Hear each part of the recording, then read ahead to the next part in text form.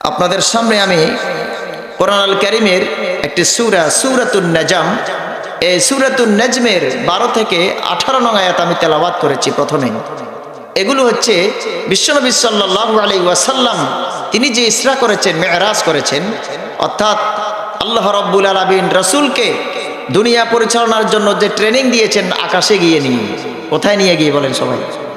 7 আসমান পাড়ি দিয়ে সিদরাতুল মুনতাহা পর্যন্ত রাসূল করিম সাল্লাল্লাহু আলাইহি ওয়াসাল্লামকে মেরাজ করালেন।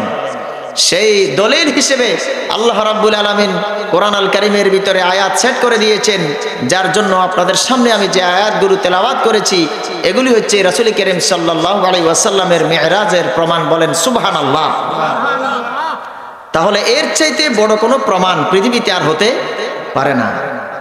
আল্লাহ পাক কোরআনের আয়াত নাজিল করে দিয়ে এই বিশ্ববাসীকে তিনি চ্যালেঞ্জ ছুড়ে দিচ্ছেন যে যত বড় বিজ্ঞানী হও, যত বড় সায়েন্টিস্ট হও, যত বড় আপনার জ্ঞানী হোক, এই আয়াতগুলোকে যখন পড়বে, রিসার্চ করবে, গবেষণা করবে, তারা স্বীকার করতে বাধ্য মুহাম্মদ সাল্লাল্লাহু আলাইহি ওয়াসাল্লাম ইসরা করেছেন, মেরাজ করেছেন। বলেন সুবহানাল্লাহ। প্রিয় ভাই সব, আল্লাহ রাব্বুল আলামিন রাসূল করিম সাল্লাল্লাহু আলাইহি ওয়াসাল্লামকে তিনি আয়াতগুলো দ্বারা উদ্দেশ্য করেছেন যে মুহাম্মদ সাল্লাল্লাহু আলাইহি ওয়াসাল্লাম যা দেখেছে তোমরা কি তার সাথে বিতর্ক করবে? কাফের বেঈমানেরা রাসূলের সাথে বিতর্ক করত যে তুমি কিভাবে আকাশে চলে গেলে? প্রথম আসমান, দ্বিতীয় আসমান, তৃতীয় আসমান, চতুর্থ আসমান, পঞ্চম, ষষ্ঠ, এরপর হচ্ছে সপ্তম। এভাবে করে আল্লাহ তাআলা তার হাবিবকে, তার বন্ধুকে একটা স্টেপ বাই স্টেপ পার করালেন আকাশগুলো। এগুলো আল্লাহ রাব্বুল আলামিন রাসূল করিম সাল্লাল্লাহু আলাইহি ওয়াসাল্লামের উপর যখন আয়াত নাজিল করেছে, তখন সাথে সাথে কাফের বেঈমানেরা যে বিতর্ক করেছে আল্লাহ পাক তিনি উত্তর দিয়ে দিলেন। বলেন সুবহানাল্লাহ। বিশ্বনবী সাল্লাল্লাহু আলাইহি ওয়াসাল্লাম নিশ্চয়ই জিবরাইল আলাইহিস সালামকে তিনি আরেকবার দেখেছিলেন সিদরাতুল মুনতাহার নিকট। সপ্তম আসমানের পরে রয়েছে সিদরাতুল মুনতাহা, একটি জায়গা, অর্থাৎ প্রান্তবর্তী বদর বৃক্ষের নিকট। সেখানে হযরত জিবরাইল আলাইহিস সালামকে তিনি দেখতে পেয়েছিলেন সচক্ষে। বলেন সুবহানাল্লাহ। শুধু তাই নয়, যার নিকট অবস্থান করছিল জান্নাতুল মাওয়া, জান্নাতের বিভিন্ন দারাজাত রয়েছে, সেখানে একটি দারাজাত রয়েছে জান্নাতুল মাওয়া। আসলে তো জান্নাত তো একটি, জান্নাত কয়টা বলেন সবাই? একটা। এই জান্নাতের ভিতরে স্টেয়ার রয়েছে, দারাজাত রয়েছে, পর্যায় রয়েছে, যেগুলোর নাম আমরা কোরআন আল কারীমের থেকে আমরা জানি। যখন বৃক্ষটি যত দ্বারা আচ্ছাদিত হবার তত দ্বারা আচ্ছাদিত ছিল, বড়ই গাছ, বদরি বৃক্ষ যেটা, এবং রাসূল করিম সাল্লাল্লাহু আলাইহি ওয়াসাল্লামের দৃষ্টি বিভ্রম হয়নি, দৃষ্টি লক্ষ্যচ্যুত হয়নি। আল্লাহর নবী যা চোখে দেখেছেন, সচক্ষে যা দেখেছেন, সবগুলো তিনি দুনিয়ায় এসে বর্ণনা করেছেন। বলেন সুবহানাল্লাহ। এবং রাসূল করিম সাল্লাল্লাহু আলাইহি ওয়াসাল্লাম তার প্রতি আল্লাহ রাব্বুল আলামিনের মহান নির্দেশনা বলি যে তিনি যে দেখাতে চেয়েছিলেন সবগুলো তিনি দেখালেন। জান্নাত, জাহান্নাম সহ দুনিয়ার ভিতরে যারা সুদ খায়, ঘুষ খায়, বিভিন্ন রকমের খারাপি কাজ করে, তাদেরকে যে শাস্তি দেওয়া হচ্ছিল, বেনামাজিকে শাস্তি দেওয়া হচ্ছিল, শুধু তাই নয়, বিশাল একটি জান্নাত এবং জাহান্নামের বর্ণনা রাসূল করিম সাল্লাল্লাহু আলাইহি ওয়াসাল্লাম তিনি দুনিয়ার বুকে এসে দিয়ে দিলেন। বলেন সুবহানাল্লাহ। তাহলে রাষ্ট্র পরিচালনার জন্য যা যা লাগে, জান্নাত জাহান্নাম মানুষকে উপস্থাপন করার জন্য যা যা লাগে, আল্লাহর নবী সাল্লাল্লাহু আলাইহি ওয়াসাল্লাম তিনি মেরাজ থেকে এসে তিনি বর্ণনা করছেন। বলেন আল্লাহু আকবার। তাহলে এর চাইতে কোনো বড় প্রমাণ কি আর লাগবে? লাগবে না। আল্লাহর নবী যেটা বলেছেন সেটা ইয়েস হয়ে গেছে। আল্লাহ রাব্বুল আলামিন যেটা ইয়েস বলেছেন সেটা ইয়েস, হ্যাঁ হয়ে গিয়েছে। দুনিয়ার কোনো মানুষ না বলার কোনো সুযোগ নেই, অর্থাৎ শরীয়ত হয়ে গিয়েছে। বিশ্বনবী সাল্লাল্লাহু আলাইহি ওয়াসাল্লাম তিনি মক্কার ভিতরে ছিলেন। মক্কায় থাকাকালীন আল্লাহর নবীকে তিনি তাকে সশরীরে হাতিমে কাবা, কাবাঘর আপনারা যারা গিয়েছেন, মক্কাতুল মুকাররমার ভিতরে একটি খালি জায়গা রয়েছে, যেটা স্পষ্ট নিরেট হালাল ইনকাম থেকে যারা টাকা দেয় নাই সেটা খালি রেখেছিল ওই সময়, আরো অনেক আগে, রাসূলের জন্মের আগে। ঠিক সেই খালি জায়গাটা হাতিমে জায়গা।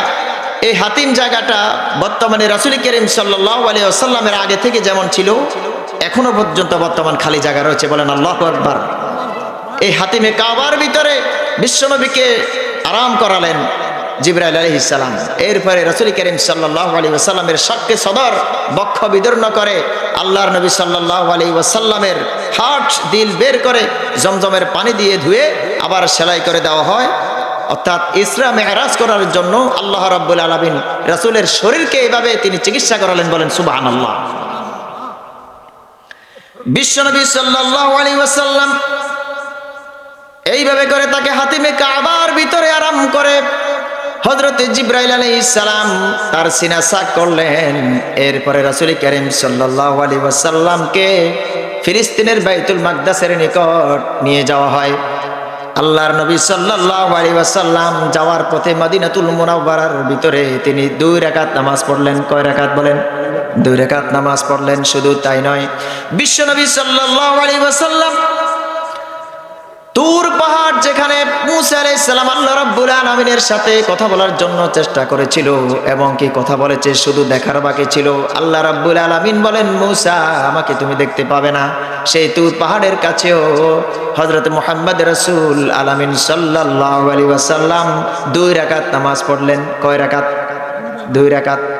এরপরে ঈসা আলাইহিস সালাম যেখানে জন্মগ্রহণ করেছিলেন বেতলহাম, সে স্থান অতিক্রম করে আল্লাহ রাব্বুল আলামিন রাসূলকে নিয়ে গেলেন ফিলিস্তিনের মসজিদুল আকসার ভিতরে, বলেন সুবহানাল্লাহ।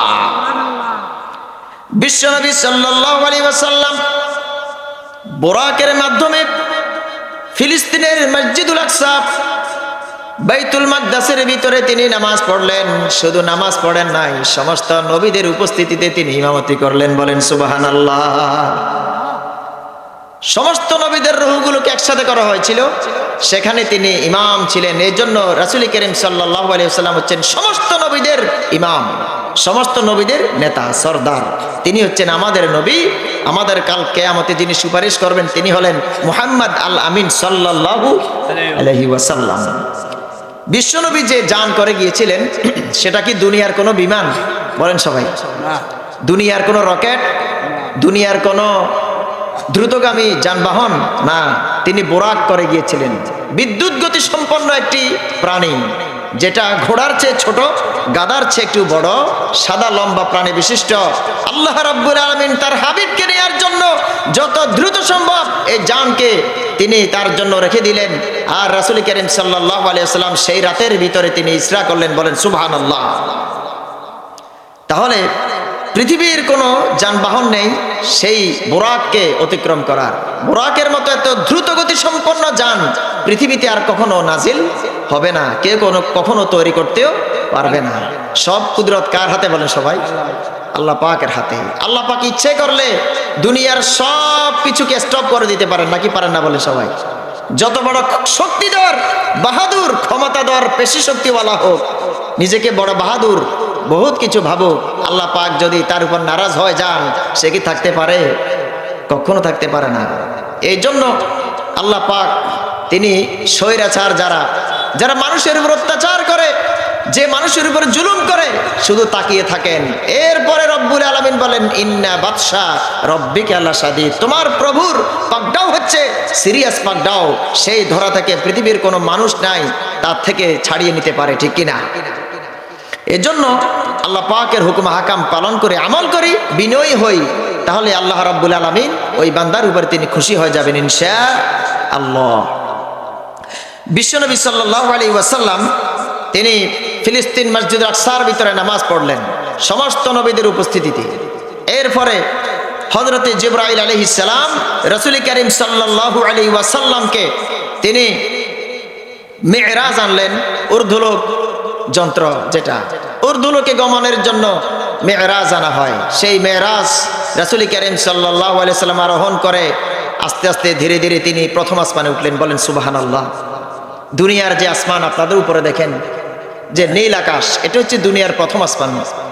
এই আসমানের ভিতরে কোন মুমিন বান্দা যদি রাতের শেষ প্রহরের দিকে আল্লাহ রাব্বুল আলামিনের দরবারে পড়িয়া ফরিয়াদ করে, কান্নাকাটি করে, চোখের পানি ফেলে, রুমের দরজা বন্ধ করে রব্বুল আলামিনের দরবারে মাপ চায়, রব্বুল আলামিন ওই প্রথম আসমানে এসে গিয়ে বলেন, বান্দা আমি তোকে মাফ করে দিলাম। সুবহানাল্লাহ। আল্লাহ পাক আমাদেরকে তিনি ক্ষমা করে দিতে চান। আমরা তাওবা করতে হবে। আমরা আমাদের তাওবাকে, আমাদের অ্যাকসেপ্ট করতে হবে। আমরা তাওবা করব কাকে খুশি করার জন্য বলেন? আল্লাহকে খুশি করার জন্য। আর জীবনে এই গুনাহ করব না, এইভাবে করে যদি তাওবা করি আল্লাহ রাব্বুল আলামিন তিনি আমাদেরকে অবশ্যই তিনি মাফ করে দিবেন। কারণ আল্লাহ রাব্বুল আলামিন তিনি হচ্ছেন গফুরুর রহিম। আল্লাহ পাক ক্ষমাশীল, আল্লাহ পাক রহমান, আল্লাহ পাক রাহিম। বলেন আল্লাহু আকবার। দুনিয়ার মানুষ কি গুনাহ করতে পারে না? পারে কি না বলেন? সবাই গুনাহ করে, কিন্তু আল্লাহ রাব্বুল আলামিন বলেন বান্দা যদি গুনাহ করো তাহলে আমার কাছে তাওবা করো, খালেস নিয়তে তাওবাতুন নাসুহা করো, আমি তোমাদের তাওবা কবুল করে তোমাদেরকে একেবারে খালাস করে মুক্ত করে দিব। বলেন সুবহানাল্লাহ। আর গুনার খাতায় নামটাও থাকবে না। প্রিয় ভাই সব, এইভাবে করে রাসূল করিম সাল্লাল্লাহু আলাইহি ওয়াসাল্লাম তিনি মেরাজে গেলেন। সেই মেরাজে যাওয়ার পর দুইটা বিষয় আমাদের প্রতি নির্দেশ এসেছে। একটি হচ্ছে নামাজ, একটির নাম কি বলেন? সালাত। নামাজের আরবি সেটা হচ্ছে সালাত, আমরা বাংলায় বলি নামাজ হিসেবে চিনি। এই নামাজটা দুনিয়ার কোন পৃথিবীর কোন জায়গায় নাজিল হয় নাই, বরং আল্লাহ রাব্বুল আলামিন রাসূল করিম সাল্লাল্লাহু আলাইহি ওয়াসাল্লামকে আকাশে গিয়ে মেরাজে গিয়ে বিশ্বনবী সাল্লাল্লাহু আলাইহি ওয়াসাল্লামকে নামাজ উপহার দিলেন। বলেন সুবহানাল্লাহ। তাহলে নামাজের কম দাম না বেশি দাম? বলেন আউয়ালু মা ইউহাসাবু বিহিল আবদু ইয়াউমাল কিয়ামাতিস সালাত। কিয়ামতের ময়দানের সর্বপ্রথম যে হিসাব হবে সেটির নাম কি? নামাজ, সালাত, নামাজ। শুধু তাই নয়, এই নামাজ হচ্ছে দ্বীনের খুঁটি। যার নামাজ নাই তার দ্বীন নেই, ধর্ম নেই। অর্থাৎ যে নামাজ পড়ে না সে কোনো মুসলমান দাবি করতে পারবে না। একথা স্পষ্ট পরিষ্কার। যারা মাইকের আওয়াজ শুনতে পাচ্ছেন, আমার কণ্ঠকে যারা শুনতে পাচ্ছেন, মুসলমান হিসেবে আপনাদের দ্বীনী মুসলমান ভাই হিসেবে বলে রাখি, আমার কথা নয়, বিশ্বনবী সাল্লাল্লাহু আলাইহি ওয়াসাল্লামের হাদিস রয়েছে। আল্লাহ পাক কোরআন আল কারীমের আয়াত নাজিল করে দিয়েছেন এই নামাজের জন্য। অর্থাৎ কাল কিয়ামতের ময়দানে নামাজের হিসাব হবে। যে ব্যক্তি নামাজের প্রশ্নে কোশ্চেনের ভিতরে ফেল করবে, সব জায়গায় সে ব্যর্থ হয়ে যাবে। যার নামাজ ঠিক আছে তার সব কিছু ঠিক রয়েছে। মনে করতে হবে যে ব্যক্তি নামাজ পড়ে সে ব্যক্তি নেতৃত্ব দেওয়ার যোগ্য, আর যে ব্যক্তি নামাজ পড়ে না সে নেতা হওয়ার কোনো যোগ্যতা রাখে না। সে কি করে মানুষের হক আদায় করতে পারে? যে ব্যক্তি আল্লাহর হক আদায় করে না কি করে মানুষের হক আদায় করতে পারে? ঠিক কিনা? কেউ যদি বলে আল্লাহর কসম, আল্লাহর নামে শপথ, আমি যদি নেতা হই আপনাদেরকে গরুর গাড়ির মতো রসগোল্লা বানিয়ে খাওয়াবো, আপনারা কি বিশ্বাস করবেন? সে যদি বেনামাজি হয়, বেনামাজিরা এই ধরনের প্রতারণা, চিটারি, বাটপার এগুলি বেশি করে। ঠিক কিনা? সময় সুযোগ অনুযায়ী মানুষের সামনে আসে হাতে তসবিহ নিয়া। ঠিক কিনা? আর যারা প্রতিদিন 5 ওয়াক্ত সালাত আদায় করে, বছরে তারা দ্বীনী ইলম অনুযায়ী আমল অনুযায়ী তারা চলে, মাসকে মাস, দিনকে দিন, বছরের উপর বছর, একমাত্র তাদের থেকে আপনি হক কিছু আশা করতে পারেন। ঠিক কিনা? এছাড়া বাকি যা কিছু রয়েছে সবগুলো আশায় নিরাশা। মানে আশা দিয়েছে কিন্তু কি হয়ে যাবে? সব নিরাশা হয়ে যাবে। সম্মানিত উপস্থিতি, মেরাজের মূল আলোচনা হচ্ছে সালাত, নামাজ। আমরা যারা মুসলমান রয়েছে অবশ্যই আমাদেরকে 5 ওয়াক্ত সালাত আদায় করতে হবে। আপনি যেখানে থাকেন, আপনি লঞ্চে থাকেন, নৌকায় থাকেন, বাসে থাকেন, আপনি যেখানে থাকেন, পৃথিবীর যে প্রান্তে থাকেন, আপনাকে যদিও আপনি দিক নির্ণয় করতে না পারেন, তারপরেও আপনাকে পশ্চিম পূর্ব না জানলেও যে কোনো একদিকে ফিরে আপনাকে সালাত আদায় করতেই হবে, বাধ্যতামূলক আপনাকে। এটা হচ্ছে 1 নাম্বার মেরাজের আলোচনার। আরেকটি হচ্ছে সূরা বাকারার শেষ 2 আয়াতের তাৎপর্য অত্যন্ত গভীর। রাত্রে ঘুমানোর আগে সূরা বাকারার শেষ 2 আয়াত যদি আপনি পড়েন, আল্লাহ পাক আপনাকে সম্পূর্ণ টেনশন বিপদ মুক্ত করে দেবেন ইনশাআল্লাহ। প্রিয় ভাই সব, রাসূল করিম সাল্লাল্লাহু আলাইহি ওয়াসাল্লাম তিনি মেরাজে গেলেন। প্রথম আসমান, সেই আসমানের ভিতরে দেখা হয়ে গেল হযরত আদম আলাইহিস সালাম, যিনি মানব জাতির পিতা। আদম আলাইহিস সালামের সাথে বিশ্বনবী মুহাম্মদ রাসূলুল্লাহ সাল্লাল্লাহু আলাইহি ওয়াসাল্লামের সাথে কথাবার্তা হলো, সালাম দোয়া বিনিময় হলো। আল্লাহর নবী সাল্লাল্লাহু আলাইহি ওয়াসাল্লামকে আল্লাহ রাব্বুল আলামিন দেখালেন হযরত আদম আলাইহিস সালামের এক পাশে জান্নাতি আর এক পাশে তিনি দেখলেন জাহান্নামী। বলেন সুবহানাল্লাহ। এটা হচ্ছে প্রথম আসমান। আর দ্বিতীয় আসমানে তিনি যখন গেলেন, সাথে সাথে তাকে দরজা খুলে ওয়েলকাম জানানো হলো। সেখানে হযরত ইয়াহইয়া আলাইহিস সালাম এবং ঈসা আলাইহিস সালামের সাথে দেখা দ্বিতীয় আসমানের ভিতরে। তাদের সাথে সালাম দেওয়া, ইস্তেকবাল, মুবারকবাদ জানানো হলো, তাদের সাথে কথাবার্তা হলো আল্লাহর নবীর। তাহলে দেখেন রাসূল করিম সাল্লাল্লাহু আলাইহি ওয়াসাল্লাম তিনি অন্যান্য নবীদের, সব নবীদের পরে এসেছেন নাকি আগে এসেছেন? পরে এসেছিলেন। আখিরি জামানার পয়গম্বর তিনি হচ্ছেন আমাদের নবী মুহাম্মদ আল আমিন সাল্লাল্লাহু আলাইহি ওয়াসাল্লাম। তাহলে মর্যাদা কি সবার কম না সবচাইতে বেশি? সমস্ত নবীদের উপরে মর্যাদা কার বেশি বলেন? আমাদের নবীর মর্যাদা বেশি।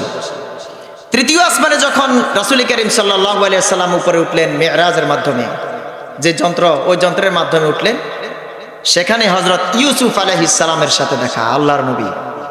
এরপরে চতুর্থ আসমানে যখন রাসূল করিম সাল্লাল্লাহু আলাইহি ওয়াসাল্লাম গেলেন, সেখানে হযরত ইদ্রিস আলাইহিস সালাম, তার সাথে দেখা হলো, কথা হলো, সালাম দোয়া বিনিময় হলো।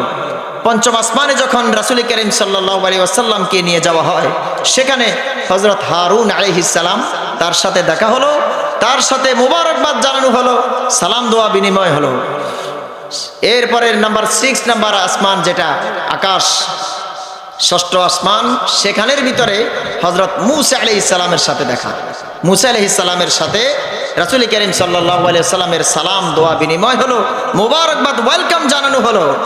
এরপরে বিশ্বনবী সাল্লাল্লাহু আলাইহি ওয়াসাল্লাম তিনি মূসা আলাইহিস সালামের সাথে, মূসা আলাইহিস সালাম তিনি কান্না শুরু করে দিয়েছেন, চোখের পানি ছেড়ে দিয়ে।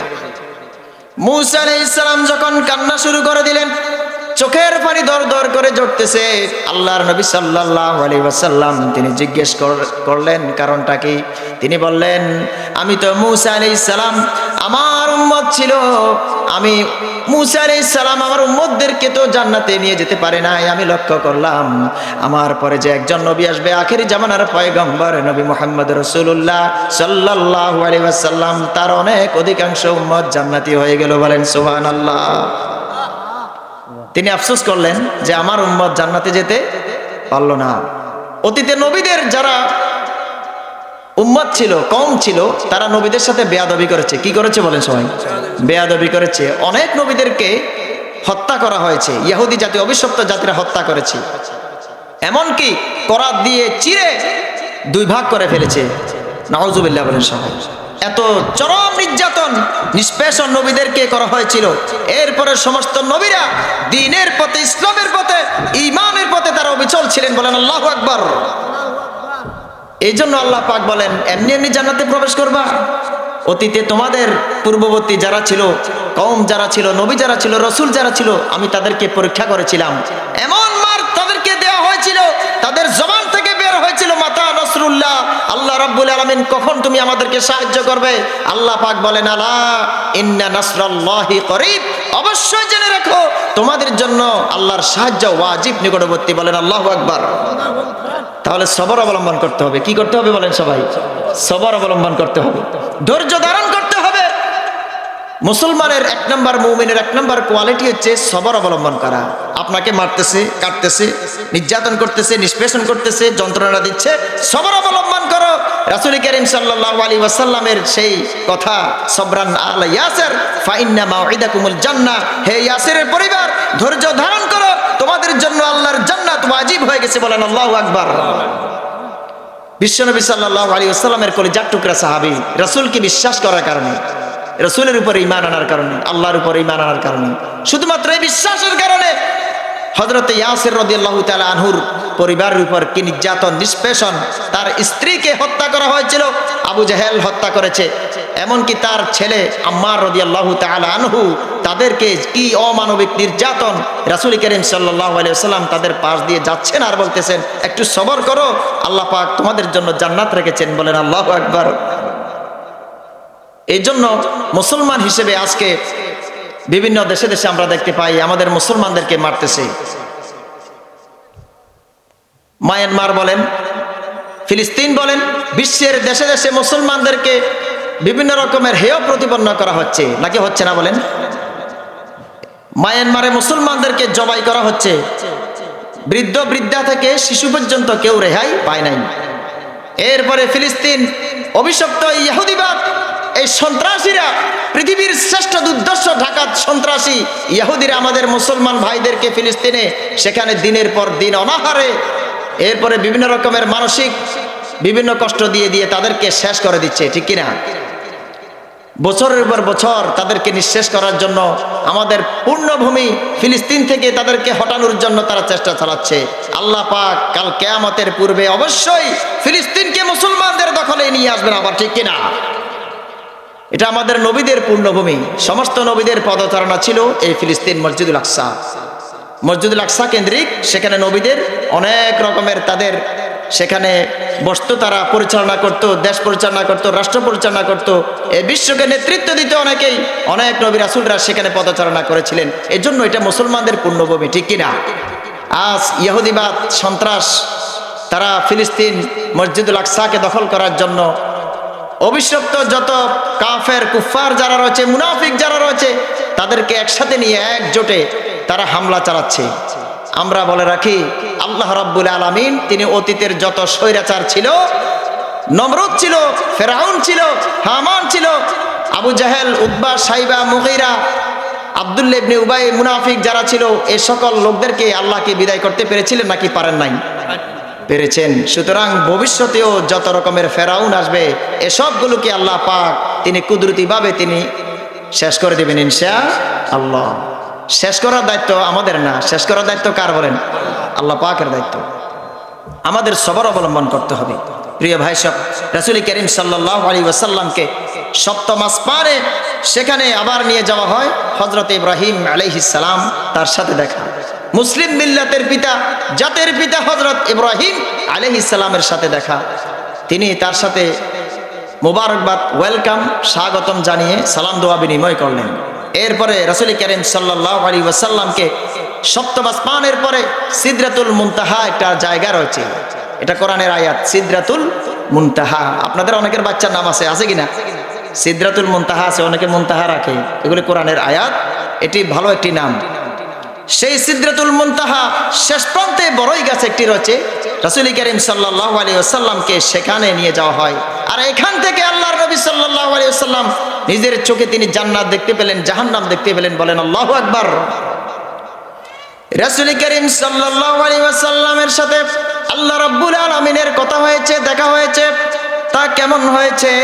দুটি ধনুক এবং তার কম ব্যবধান ছিল আল্লাহ এবং রাসূলের মাঝে, অর্থাৎ আল্লাহ রাব্বুল আলামিন এবং রাসূল করিম সাল্লাল্লাহু আলাইহি ওয়াসাল্লাম সপ্তম আসমানের পরে সিদরাতুল মুনতাহায় সেখানে তিনি কথা বললেন। বলেন সুবহানাল্লাহ।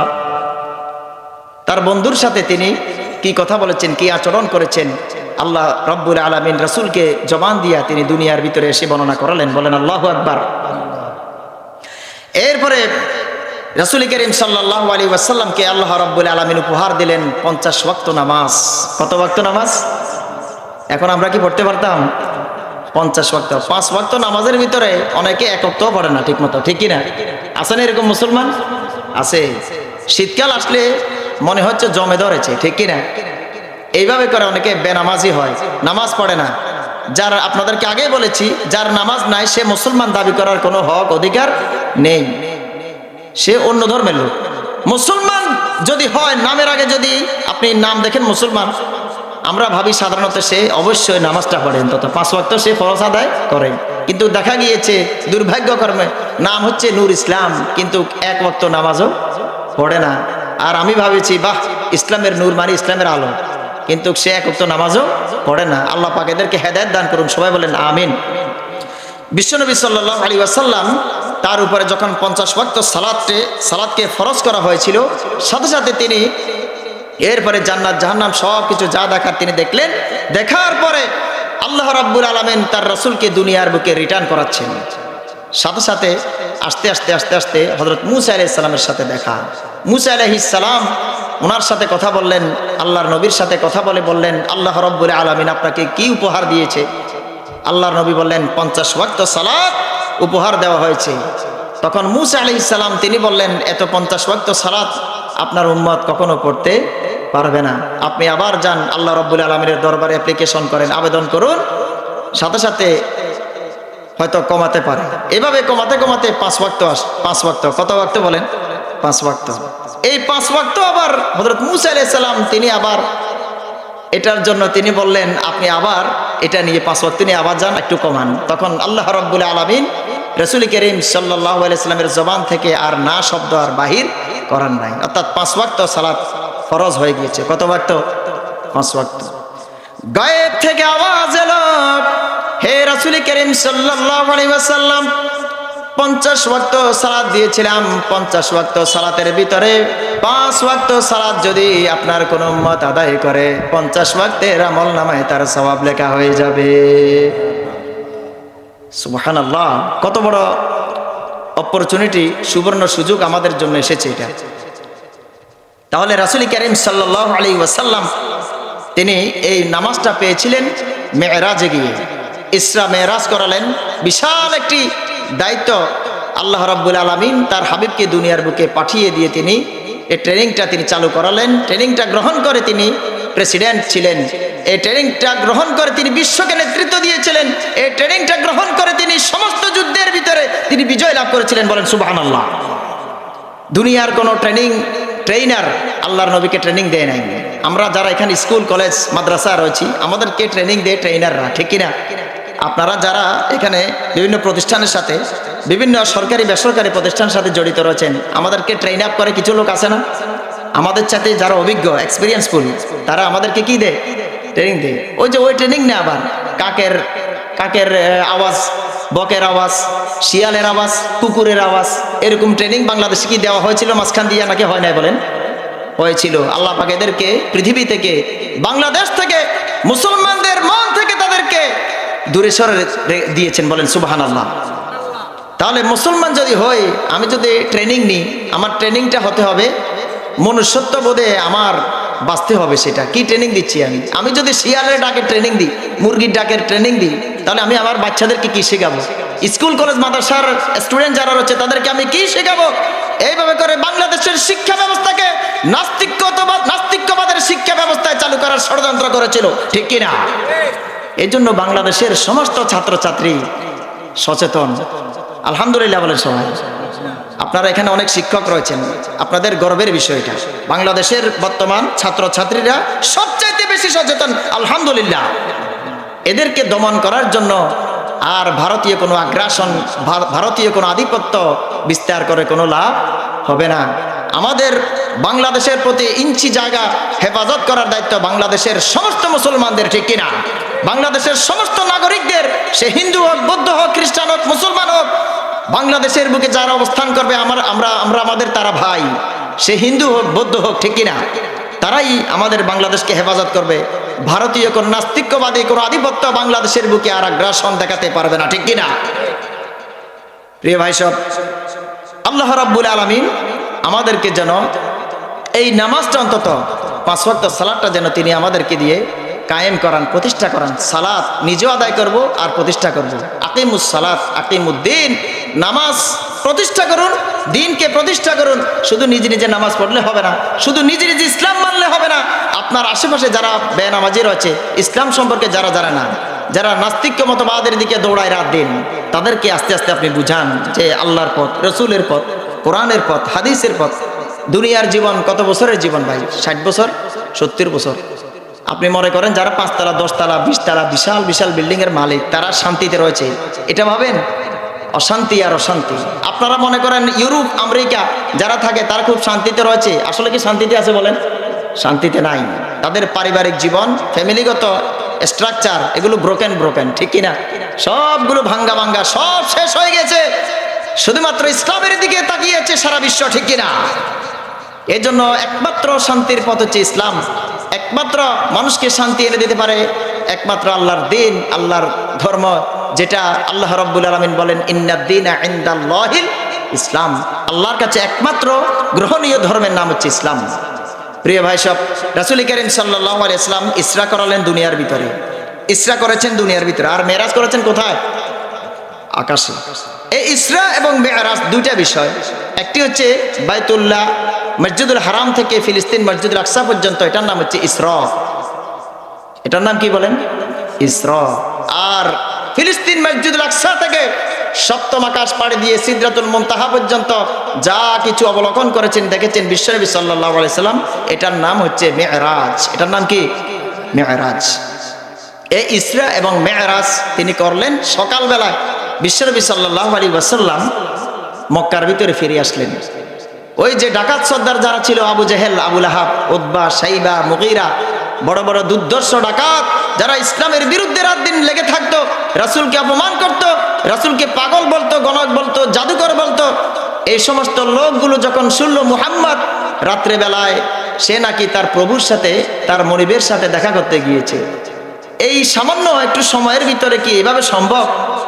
যেখানে মাইলের পর মাইল, যেখানে যেতে দিনের পর দিন সময় লাগতো ফিলিস্তিন যেতে, আর সেখানে সে নাকি ফিলিস্তিনও গিয়ে তার নাকি ওইখান থেকে নাকি আল্লাহর সাথে দেখা করে আসছে আকাশে গিয়ে, আশ্চর্যজনক কথাবার্তা বলে, এইভাবে রাসূলকে উপহাস করতে লাগলো। আর এই উপহাসটা তারা করতে করতে তারা ফায়দা লুটার জন্য রাসূলের প্রিয় বন্ধু হযরত আবু বকর রাদিয়াল্লাহু তাআলা আনহু তার কাছে গেল। তাকে বলল, তোমার বন্ধু একটা পাগলামি কথা বলেছে, সে নাকি রাত্রের ভিতরে এই কাজগুলো করেছে, ইসরা মেরাজ, আল্লাহর সাথে তার প্রভুর সাথে দেখা করে এইগুলো করেছে, সে আমাদেরকে বলতে লাগলো।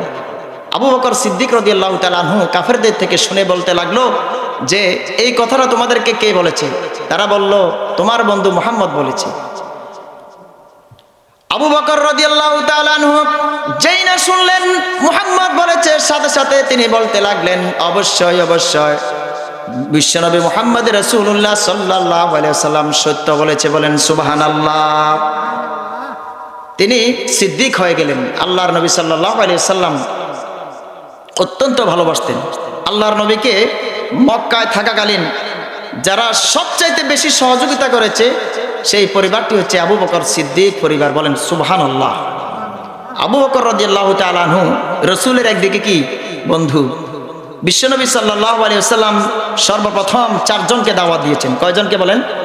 4 জন। তার ভিতরে প্রথম যিনি দাওয়াত পেয়েছেন তার স্ত্রী মা খাদিজাতুল কুবরা রাদিয়াল্লাহু তাআলা আনহা। দ্বিতীয় জন হচ্ছে বন্ধু আবু বকর সিদ্দিক রাদিয়াল্লাহু তাআলা। তখন একেবারে প্রাথমিক যুগে মক্কায় বিশ্বনবী 40 বছর বয়সে নবুয়ত প্রাপ্ত যখন হন, সাথে সাথে তিনি দাওয়াতের মিশনে নামলেন, আর সাথে সাথে তিনি বললেন আমি নবী হয়েছি। তখন এই 4 জন বলল, লা ইলাহা ইল্লাল্লাহ মুহাম্মদ রাসূলুল্লাহ, আল্লাহু আকবার। এইভাবে করে তারা স্বীকার করতে লাগলো। সেই 4 জনের একজন হচ্ছে আবু বকর সিদ্দিক রাদিয়াল্লাহু তাআলা আনহু, মা খাদিজাতুল কুবরা রাদিয়াল্লাহু তাআলা আনহা, এরপরে যায়েদ রাদিয়াল্লাহু তাআলা আনহু রাসূলের চাকর, এরপর রাসূলের চাচাতো ভাই আলী রাদিয়াল্লাহু তাআলা আনহু। এই 4 জন থেকে 40 জন, 40 জন থেকে শত শত সাহাবী, লক্ষাধিক সাহাবী নিয়ে বিশ্বনবী সাল্লাল্লাহু আলাইহি ওয়াসাল্লাম তিনি তাবুক, সেখানে তিনি সর্বশেষ অভিযান তাবুক অভিযান করলেন। ফতে মক্কা, মক্কা বিজয়ের সময় রাসূল করিম সাল্লাল্লাহু আলাইহি ওয়াসাল্লাম এই 4 জন থেকে শত শত হাজার হাজার পেলেন সাহাবী, বলেন সুবহানাল্লাহ। এই জন্য দাওয়াতের হিকমত জানতে হবে, কৌশল জানতে হবে, দাওয়াতের মানুষকে দাওয়াত দিতে হবে হিকমতের সাহায্যে। আল্লাহ পাক কোরআনের কারীমের আয়াত নাযিল করে দিয়েছেন, উদউ ইলা সাবিলি রাব্বিকা বিল হিকমা ওয়াল মাউইজাতিল হাসানা। মানুষকে দ্বীনের পথে আহ্বান করো, ইসলামের পথে আহ্বান করো, টেকনিকের সাথে, কৌশলের সাথে। একদিনে কেউ হেদায়েত হবে না, ঠিক কি না বলেন সবাই? রাসূল করিম সাল্লাল্লাহু আলাইহি ওয়াসাল্লাম হেদায়েতের জন্য আল্লাহ পাকের কাছে দোয়া করেছিলেন, আল্লাহ তাআলা যে আবু জাহেল অথবা ওমর ইবনে খাত্তাব, এই 2 জন থেকে তুমি একজনকে তুমি ইসলামের জন্য, শক্তির বৃদ্ধির জন্য তুমি কবুল করে নাও। আল্লাহ পাক আবু জাহেলের কপালে হেদায়েত রাখে নাই, বরং ওমরে ফারুক রাদিয়াল্লাহু তাআলা আনহুকে আল্লাহ পাক অ্যাকসেপ্ট করলেন, গ্রহণ করলেন, যার কারণে সমস্ত বিজয়ের ভিতরে ওমরে ফারুক রাদিয়াল্লাহু তাআলা আনহুর কৃতিত্ব ছিল, বলেন সুবহানাল্লাহ। বিশ্বনবী সাল্লাল্লাহু আলাইহি ওয়াসাল্লাম যখন মক্কাতুল মুকাররমার ভিতরে গোপনে দাওয়াত দেয়া শুরু করলেন ইসলামের, ভয়ে ভয়ে রাসূল করিম সাল্লাল্লাহু আলাইহি ওয়াসাল্লামে চিন্তা করলেন আমার সাহাবীদের উপর অত্যাচার আসবে। এই জন্য দারে আরকাম, আবুল আরকাম ইবনে মাখজুমের বাসার ভিতরে, পাহাড়ের পাদদেশের ভিতরে, সেখানে গোপনে তিনি ইসলাম প্রচার করতে লাগলেন। এমন সময় যখন আমির হামজা রাদিয়াল্লাহু তাআলা আনহু রাসূলের হাতে আসলো, ইসলাম কবুল করে। হযরত ওমর ফারুক রাদিয়াল্লাহু তাআলা আনহু আসলো, ইসলাম কবুল করে। এরপরে তারা 2 জনে রাসূল করিম সাল্লাল্লাহু আলাইহি ওয়াসাল্লামকে ধরলেন যে ইয়া রাসূলুল্লাহ, কেন আপনি গোপনে গোপনে দাওয়াত দেন? আমরা 2 জন রয়েছি, বাঘের মতো আমরা গর্জন করে এখন মক্কার ভিতরে আমরা মিছিল করব, তাকবীর বলবো, আল্লাহু আকবার বলেন। 2 জন রাসূলকে নিয়ে সমানে মিছিলে বের হলো, আর সেখান থেকে পায়ের ধুলা থেকে যে ধুলাগুলি উঠতে লাগলো, যাতায় পেশা আটার মতো সমানে আকাশ আকাশ বাতাস ধুলায় উড়ে একেবারে শেষ হয়ে গেল, কিছুই দেখা যাচ্ছিল না ধুলার জন্য। আল্লাহু আকবার, পায়ের ধুলার কারণে। আল্লাহু আকবার। এইভাবে করে তারা রাসূলকে সাহায্য করলো। এজন্য হেদায়েত মানুষের হাতে থাকে না, হেদায়েত কার হাতে থাকে বলেন? আল্লাহ পাকের হাতে হেদায়েত থাকে। রাষ্ট্র পরিচালনার জন্য বিশ্বনবী সাল্লাল্লাহু আলাইহি ওয়াসাল্লাম তিনি মেরাজে গিয়ে শিখলেন। মদিনা রাষ্ট্রের ভিতরে আল্লাহর নবী আসলেন। তিনি কিভাবে তিনি এই মদিনা রাষ্ট্রকে গঠন করলেন, বিশ্বকে নেতৃত্ব দিলেন, আরব বিশ্বকে নেতৃত্ব দিলেন। তখন এই মদিনার ভিতরে রাসূল করিম সাল্লাল্লাহু আলাইহি ওয়াসাল্লামের কাছে ইহুদি ছিল, বৌদ্ধ ছিল, খ্রিস্টান ছিল, মুসলমান ছিল, সকলেই তারা বলতে লাগলো মুহাম্মাদের যুগ হচ্ছে সর্বশ্রেষ্ঠ যুগ। বলেন আল্লাহু আকবার। সেই রকমের একটি কল্যাণ রাষ্ট্র, কল্যাণকর, সুখ দুঃখে যে নেতা থাকতে পারে, এরকমের একটি নেতা এবং দেশ আমরা কি চাই না বলেন? সবাই, সকলেই চাই। যে নেতা চুরি করবে না, গম চুরি করবে না, টিন চুরি করবে না, টাকা চুরি করবে না, ঠিক কিনা? দেশের টাকা বিদেশে গিয়ে সেখানে রাখবে না, বড় বড় দালান কোঠা সেখানে গিয়ে সেখানে সাম্রাজ্য রাজ্য বানাবে না, দেশের টাকা মানুষের টাকা পকেট কেটে, ঠিক কিনা? এরকমের চোর আছে কিনা নাই বলেন? সবাই অনেক ছিল। আল্লাহ পাক এদেরকে বিদায় করেছেন। আল্লাহ পাক যতদিন বাংলাদেশকে টিকিয়ে রাখেন ততদিন পর্যন্ত তিনি যেন চোর বাটফার মুক্ত করে রাখেন। বলেন আমিন। প্রিয় ভাই সব, রাসূল করিম সাল্লাল্লাহু আলাইহি ওয়াসাল্লাম তাকে রাষ্ট্র পরিচালনার জন্য যা যা শেখানো লাগে, ট্রেনিং দেওয়া লাগে, সবগুলো রাসূল করিম সাল্লাল্লাহু আলাইহি ওয়াসাল্লাম শিখলেন। এই জন্য বিশ্বনবী সাল্লাল্লাহু আলাইহি ওয়াসাল্লামের জীবনে যে সর্বশ্রেষ্ঠ তিনটা মুআজিজা ছিল, একটি হচ্ছে আল কোরআন। আল্লাহ নবী সাল্লাল্লাহু আলাইহি ওয়াসাল্লামের জীবনের শ্রেষ্ঠ মুআজিজা এটা হচ্ছে 1 নাম্বার আল কোরআন। কোরআন চিনেন তো সবাই? এটার নাম কি বলেন সবাই? কোরআন। এই কোরআনটা যখন রাসূল তার উপরে নাজিল হয়েছিল, সর্বপ্রথম তিনি হাফেজে কোরআন ছিলেন। এই পৃথিবীর বুকে সর্বপ্রথম হাফেজে কোরআনকে মুহাম্মদ রাসূলুল্লাহ সাল্লাল্লাহু আলাইহি ওয়াসাল্লাম। এরপরে রাসূল করিম সাল্লাল্লাহু আলাইহি ওয়াসাল্লাম তার কাতেবে ওহীদেরকে, যারা লেখালেখি করত, ওহী যখন আসতো কোরআনটা তাদেরকে বলতেন আর ওরা লিখতো, ওরাও হাফেজ হয়ে গেছে। বলেন সুবহানাল্লাহ।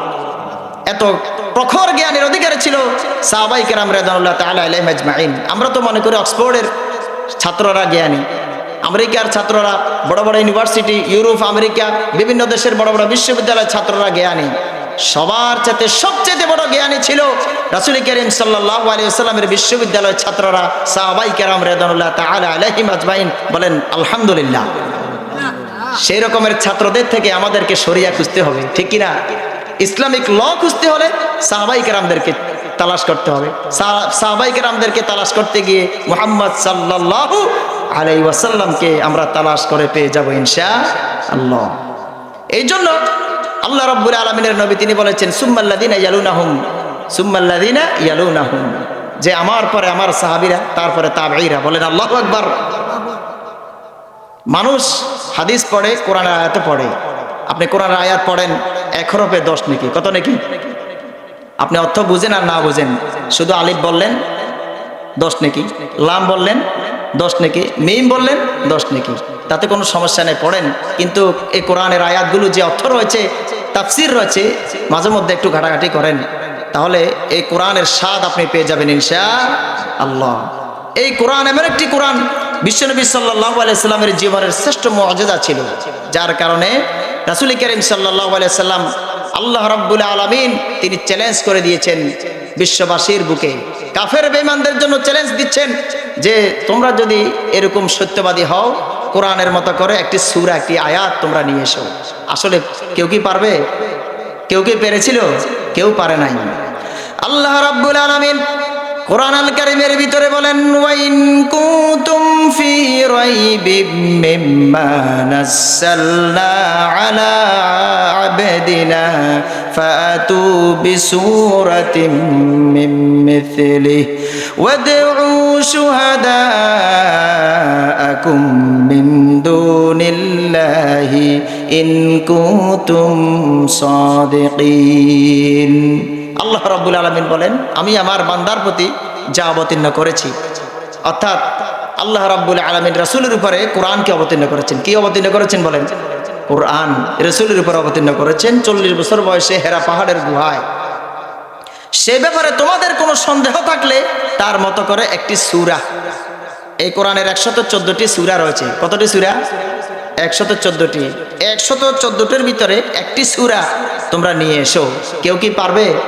আল্লাহ পাক চ্যালেঞ্জ দিচ্ছেন আমাদের প্রতি, এ বিশ্ববাসীর প্রতি।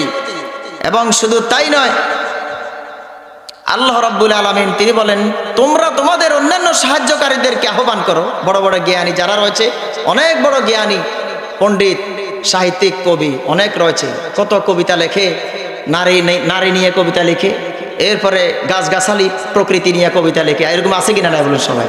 এরপরে বিজ্ঞান নিয়ে লেখে, কত লেখালেখি, কবি, সাহিত্যিক, অভাব নাই। আল্লাহ পাক তাদেরকেও ডাকতেছে না, ওয়েলকাম, আসো এই কোরআনের মতো একটি সূরা, ছোট্ট একটি আয়াত পারলে দেখাও বানিয়ে। তখন মক্কার সেই সময়ের ভিতরে বড় বড় যারা কাফের ছিল তারা বলেছে এটা কোনো মানব রচিত কোনো কথা নয়। আমরা অপারগ হয়ে গেলাম, বলেন আল্লাহু আকবার। অর্থাৎ আমরা আর পারবো না। মুহাম্মদ সাল্লাল্লাহু আলাইহি ওয়াসাল্লামের প্রতি যে কথাগুলো এসেছে, কিতাব এসেছে, সেটা গ্রহণ করার জন্য, আমরা বানানোর জন্য আমরা পারবো না। আমরা যত বড়ই সাহিত্যিক হই, যত বড় জ্ঞানী হই, রাসূল করিম সাল্লাল্লাহু আলাইহি ওয়াসাল্লামের যুগে সাহিত্যের প্রভাবটা বেশি ছিল, লিটারেচার অর্থাৎ সাহিত্য বেশি ছিল। তারা কবিতা, কবি, সাহিত্য এগুলি নিয়ে থাকতো। এই জন্য আল্লাহ রাব্বুল আলামিন এমন একটি সাহিত্য দিলেন, সারা পৃথিবীর বুকে যত কবি সাহিত্যিক রয়েছে সমস্ত কবি সাহিত্যিকরা ফেল করে দিয়েছে, বলেন আল্লাহু আকবার। বিশ্বনবী সাল্লাল্লাহু আলাইহি ওয়াসাল্লামের উপরে এই সেই সাহিত্য, সেই কোরআন নাজিল হয়েছে। এই কোরআনটা যখন আমি পড়ি, আপনাকে মনে হবে নাসার নাজম, কবিতা, গদ্য, পদ্য সব এখানের ভিতরে রয়েছে। গল্প, কাহিনী, কি চাইবেন সবগুলো কোথায় আছে বলেন? কোরআনের ভিতরে রয়েছে। নবী রাসূলদের কাহিনীগুলো আজে বাজে বিভিন্ন বই থেকে সংগ্রহ করে না করে, কোরআনের থেকে যে গল্পগুলো এসেছে সেগুলো ভালো তাফসীর গ্রন্থ থেকে আপনারা পড়ে জানবেন, স্বাদ পাবেন, ইসলাম সম্পর্কে জানবেন ইনশাআল্লাহ। প্রিয় ভাই সব, বিশ্বনবী সাল্লাল্লাহু আলাইহি ওয়াসাল্লাম মন খারাপ। আল্লাহর নবী সাল্লাল্লাহু আলাইহি ওয়াসাল্লামের স্ত্রী ইন্তেকাল হয়ে গিয়েছে। প্রথম স্ত্রীর নাম কি বলেন? মা খাদিজাতুল কুবরা রাদিয়াল্লাহু তাআলা আনহা। বিশ্বনবী সাল্লাল্লাহু আলাইহি ওয়াসাল্লামকে মক্কার ভিতরে যিনি সব চাইতে আগলে রেখেছিলেন তিনি আর কেউ নন, তিনি হলেন ওনার স্ত্রী, প্রথম স্ত্রী উম্মুল মুমিনিন, মুমিনদের মা হযরতে খাদিজাতুল কুবরা রাদিয়াল্লাহু তাআলা আনহা।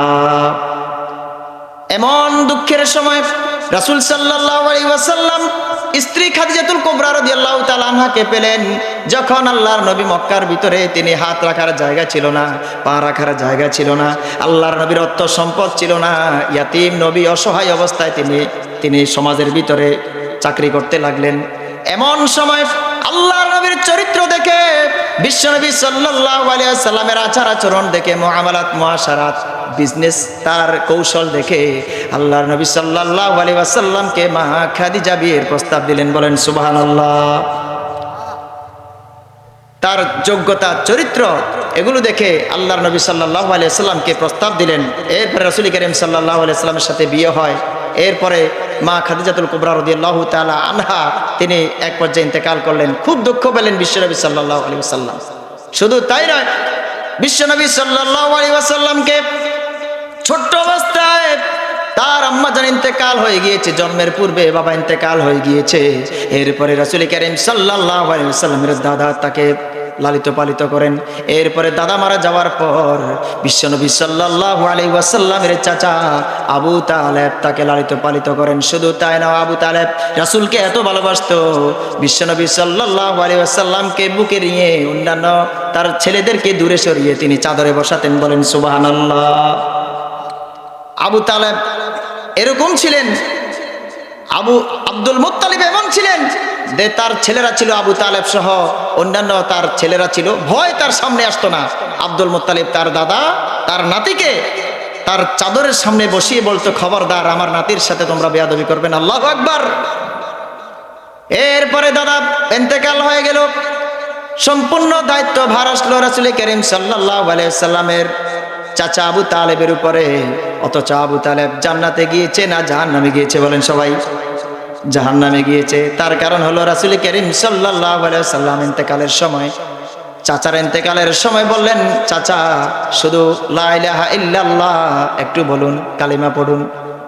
তিনি বললেন, আমি আমার বাপ দাদার ধর্মের উপরে রয়েছি, আমি পড়তে পারবো না। সাথে সাথে প্ররোচনা দিল। আবু জেহেল বলল, দাদার ধর্মকে তুমি ছাড়তে পারবে না, মুহাম্মাদের কথা তুমি শুনবে না। এই জন্য কাল কিয়ামতের ময়দানে আবু তালেবকে একটি জাহান্নামের আগুনের তৈরি জুতা পরিধান করে দেওয়া হবে, গিরা পর্যন্ত টকবক করবে। সেই টকবকের কারণে মাথার ঘিলুও পর্যন্ত টকবক করতে থাকবে। কঠিন ভালোবাসা বেশি ছিল পৃথিবীর। আমরা কি পারবো রাসূলকে ভালোবাসতে? এমন আবু তালেব যে ভালোবেসেছে রাসূলকে, পৃথিবীর সমস্ত মানুষ রাসূলকে ভালোবাসতে পারবে না। যে ভালোবাসাটা বেশি ছিল তার চাচা আবু তালেব। আল্লাহু আকবার বলেন। বিশ্বনবীর মন খারাপ, স্ত্রী মারা গিয়েছে, দাদা মারা গিয়েছে, চাচা মারা গিয়েছে, আপনজন সবাই ইন্তেকাল করেছে। আল্লাহ রাব্বুল আলামিন তার বন্ধুকে খুশি করার জন্য দুনিয়াকে নয় আখিরাতকে, আকাশকে তিনি বেছে নিয়েছেন। প্রথম আসমান, দ্বিতীয় আসমান, তৃতীয় আসমান, চতুর্থ আসমান, পঞ্চম, ষষ্ঠ, সপ্তম আসমান পার করে দিয়ে আল্লাহ রাব্বুল আলামিন তার রাসূলকে মেহমানদারি করালেন। বলেন সুবহানাল্লাহ। রাসূলের মন চাঙ্গা হয়ে গেল। এখন কি হয়ে গেল? খুশি হয়ে গেল, চাঙ্গা হয়ে গেল। বিশ্বনবী সাল্লাল্লাহু আলাইহি ওয়াসাল্লাম এখন সজাগ থাকলেন যে আল্লাহর সাথে তার কথাবার্তা হয়েছে, জান্নাত দেখলেন, জাহান্নাম দেখলেন, বিভিন্ন রকমের সব কিছু দুনিয়াতে এসে মানুষকে বলার জন্য, মানুষকে আল্লাহর দিকে আহ্বান করার জন্য যা যা ভালো লাগে সবগুলো তিনি শিখে গেলেন, দেখলেন আকাশে গিয়ে। আল্লাহু আকবার। বিশ্বনবী সাল্লাল্লাহু আলাইহি ওয়াসাল্লাম তিনি দুনিয়াতে আসলেন। এরপরে মানুষদেরকে তাহজির করলেন, সতর্ক করলেন যে এক আল্লাহর ইবাদত করো, যিনি তোমাদেরকে সৃষ্টি করেছেন, সেই রবের হুকুম মানো। এরপরে বিশ্বনবী সাল্লাল্লাহু আলাইহি ওয়াসাল্লামের জীবনের সর্বশ্রেষ্ঠ তিনটার ভিতরে, মুআজিজার ভিতরে দ্বিতীয়টি হচ্ছে ইসরা এবং মেরাজ। প্রথমটা হচ্ছে কোরআন, দ্বিতীয়টা হচ্ছে ইসরা এবং মেরাজ, শ্রেষ্ঠ মুআজিজা। এই ইসরা এবং মেরাজের যে দলিল প্রমাণ আল্লাহ পাক কোরআন আল কারীমের আয়াত সেট করে দিয়েছেন। এই বিশ্ববাসীর বুকে অনেক নাস্তিক রয়েছে, আছে কিনা নাই? বিশ্ববিদ্যালয়, কলেজ বলেন, বিভিন্ন রকমের প্রতিষ্ঠান বলেন, বিভিন্ন জায়গা বলেন, সব জায়গাতে কিছু কিছু নাস্তিক রয়েছে, উসখুস করে শুধু, ঠিক না? ইসলামের কথা শুনলে, দাড়ি দেখলে, টুপি দেখলে, পাঞ্জাবি দেখলে, জুব্বা দেখলে বিভিন্ন রকমের হেয় প্রতিপন্ন করার ষড়যন্ত্র চেষ্টা চালাচ্ছে, ঠিক না? এর জন্য ইসলামকে কেউ যদি উপহাস করে, রসুলকে নিয়ে কেউ যদি অসম্মান করে, আল্লাহকে কেউ যদি গালিগালাজ করে, ক্ষতি আল্লাহর হবে না, রসুলের হবে না, ক্ষতি কার হবে? নিজের হবে ক্ষতি। বিশ্বনবী সাল্লাল্লাহু আলাইহি ওয়াসাল্লাম, আল্লাহ রাব্বুল আলামিন যে এই পৃথিবীর বুকে যে দিনটা ইসলামটা নিয়ে কাজ করেছেন, আল্লাহ পাক যে ইসলামটা দিলেন, রাসূলকে দিয়ে কাজ করালেন। কাল কিয়ামতের ময়দানে কিন্তু আমাদের হিসাব হবে। সেখানে যারা ইসলামওয়ালা লোক তারা এক পাশে থাকবে, আর যারা নন ইসলাম এরা আরেক পাশে থাকবে। এই জন্য বলা হবে ওয়ামতাজুল ইয়াউমা আইয়ুহাল মুজরিমুন, অপরাধীরা আজকে তোমরা কি হয়ে যাও? আলাদা হয়ে যাও। যারা চোর তারা আলাদা হও, আর যারা ইসলামওয়ালা ভালো মানুষ এরা কি হয়ে যাও? আলাদা হয়ে যাও। আল্লাহু আকবার। সেই ইসলামের গণ্ডির ভিতরে আমরা কি প্রবেশ করতে চাই কি চাই না? সকলে চাই। আল্লাহ পাক আমাদেরকে যেন ইসলামের ভিতরে প্রবেশ করার তৌফিক দান করেন। সবাই বলেন আমিন। এই ইসরা এবং মেরাজ সম্পর্কে আল্লাহ রাব্বুল আলামিন বলেন, কোরআন আল কারীমের আয়াত নাজিল করে দিয়ে বলেন, সুবহানাল্লাযী আসরা বিআবদিহি লাইলাম মিনাল মাসজিদিল হারামি ইলাল মাসজিদিল আকসা الذي باركنا حوله لنريه من آياتنا إنه هو السميع البصير। আল্লাহ রাব্বুল আলামিন বলেন, পবিত্র সে আল্লাহ, মহান সত্তা, যিনি তার বান্দা রাসূলকে ইসরা করেছেন, মেরাজ করিয়েছেন। বলেন সুবহানাল্লাহ। দলিল আমি দিচ্ছি না, কে দিচ্ছে বলেন? সবাই। আল্লাহ পাক দিচ্ছেন। শুধু তাই নয়, রাসূল করিম সাল্লাল্লাহু আলাইহি ওয়াসাল্লামকে রাত্রিতে ভ্রমণ করিয়েছেন। আল্লাহর নবী যে ইসরা মেরাজ করেছিলেন সেটা হচ্ছে দিনের বেলা নয়। কোন বেলায়? সবাই বলেন কোন বেলায়? রাত্রিকালীন ভ্রমণ। সেই রাত্রিকালীন ভ্রমণ এই জন্য বলতেছি, সাহাবীরা যখন সকালবেলায় রাসূলকে খোঁজাখুঁজি করলো যে রাতের ভিতরে রাসূল কই ছিল, এমন অনেক অনেক সাহাবী ছিল যারা রাসূলের খোঁজ খবর রাখতো, রাসূল কোথায় থাকতো। বিশ্বনবী সাল্লাল্লাহু আলাইহি ওয়াসাল্লামকে যখন পায় নাই, তখন তারা কাফের বেঈমানদেরকে বলল, শুনে রাখো, আমরা রাসূলকে রাতে খোঁজাখুঁজি করেছি, রাসূলকে কোথাও পাই নাই, তার মানে রাসূল যেটা বলেছে অবশ্যই সত্য বলেছে। বলেন আল্লাহু আকবার। এইভাবে করে ইসরা এবং মেরাজের সত্যতা তারা প্রমাণ দেখালো সাহাবায়ে কেরামরা। কারণ রাত্রিবেলায় রাসূলকে পায় নাই, তার মানে রাসূল কোথাও গিয়েছিল। বিশ্বনবী সাল্লাল্লাহু আলাইহি ওয়াসাল্লামকে ইসরা মেরাজ করালেন ফিলিস্তিনের মসজিদুল আকসা পর্যন্ত। এই ভ্রমণটা তিনি প্রথমে করালেন ইসরা। যার পরিবেশ আমি আল্লাহ রাব্বুল আলামিন বরকতময় করেছিলাম তাকে আমার নিদর্শন দেখানোর জন্য। রাসূলকে যে নিদর্শন দেখানো হয়েছিল, এই নিদর্শন দেখানোর জন্য পরিকল্পনা কার ছিল বলেন? আল্লাহ পাকের পরিকল্পনা ছিল। আল্লাহ পাক যদি কোনো প্ল্যান নেন, পরিকল্পনা নেন, পৃথিবীর কোনো মানুষ সে প্ল্যান বানচাল করে দেওয়ার কোনো ক্ষমতা রাখে না। তাহলে এই দুনিয়ার ভিতরে অনেকে আমরা এটা করব সেটা করব বিভিন্ন রকমের প্ল্যান করে রাখি, বিভিন্ন মানুষকে মারার জন্য, বিভিন্ন জাতি গোষ্ঠীর উপরে প্রেসার দেওয়ার জন্য, মানুষকে অপবাদ দেওয়ার জন্য বিভিন্ন রকমের আমরা পরিকল্পনা করি। আসল পরিকল্পনা কার হাতে? আল্লাহ পাকের হাতে পরিকল্পনা। এই জন্য আপনাদেরকে উদাত্ত আহ্বান জানাই, বিশ্বনবী সাল্লাল্লাহু আলাইহি ওয়াসাল্লামের ইসরা এবং মেরাজকে নিয়ে যদি কেউ বলে এটার কোনো দলিল আছে কিনা, দলিল হচ্ছে আল্লাহর নবীর মুখ থেকে বলা হয়েছে, আল্লাহ রাব্বুল আলামিন আয়াত নাযিল করে দিয়েছেন।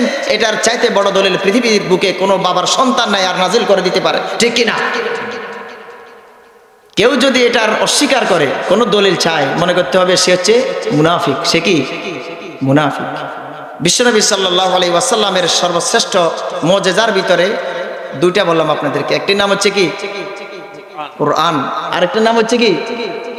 ইসরা এবং মেরাজ। 3 নম্বর হচ্ছে বিশ্বনবী সাল্লাল্লাহু আলাইহি ওয়াসাল্লাম নবুয়তি জীবনে, বিশ্বনবী সাল্লাল্লাহু আলাইহি ওয়াসাল্লাম দাওয়াতের কাজ প্রথম জীবনে মদিনা থেকে চালিয়েছিলেন না মক্কা থেকে চালিয়েছিলেন? মক্কা থেকে চালিয়েছিলেন। অর্থাৎ আল্লাহর নবী সাল্লাল্লাহু আলাইহি ওয়াসাল্লামের উপর কোরআনটা যখন নাজিল হয়েছে মদিনায় ছিলেন না মক্কায় ছিলেন? মক্কার ভিতরে ছিলেন। আপনারা যারা সৌদি আরবে গেছেন, হেরা পাহাড় দেখছেন না? হেরা পাহাড়ের গুহার ভিতরে বিশ্বনবী সাল্লাল্লাহু আলাইহি ওয়াসাল্লাম তিনি সেখানে গিয়ে ধ্যানে মগ্ন থাকতেন এই কোরআন নাজিল হওয়ার পূর্বে থেকে। বলেন আল্লাহু আকবার। এই হেরা পাহাড়ের গুহায় যখন গিয়েছিলাম, আল্লাহ পাক নেয়ার সুযোগ করে দিয়েছিল, ভিতরে যাইতে পারি নাই। বর্তমান মডার্ন যুগ 2024 সাল 25 সাল পার হয়ে 26 সাল এসে গিয়েছে।